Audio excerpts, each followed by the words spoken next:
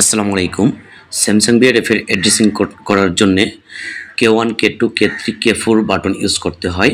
এখানে K1 K2 button দুইটা একসাথে ফার্স্ট টাইম চাপ দিয়ে ধরে রাখতে হবে। তারপরে এই অপশনটা আসবে। এই অপশনটা হলো আউটডোরের অ্যাড্রেসিং, মানে আউটডোরের সংখ্যা এখানে সেট করে দিতে হবে। এখানে 1 থেকে 4 পর্যন্ত সেট করা যাবে। যেহেতু এটা মাস্টার, আমার এখানে সংখ্যা দিতে হবে না, 0 0 রাখতে হবে। তারপরে ইনডোর যেগুলো আছে সবগুলা এখানে সংখ্যা সেট করে দিতে হবে।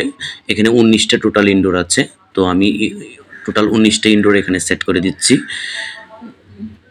সেট করার ক্ষেত্রে K2 বাটনে চাপ দিয়ে 5 সেকেন্ড ধরে রাখতে হবে। তারপরে এই অপশনটা আসলে এটা রিসেট করে দিতে হবে। রিসেট করার জন্য K3 বাটন প্রেস করতে হবে।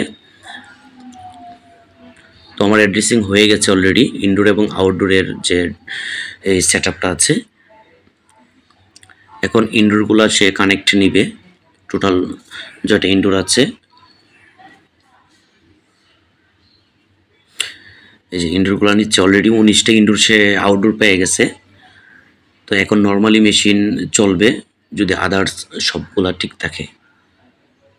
এখন মেশিন চালু হবে নর্মালি।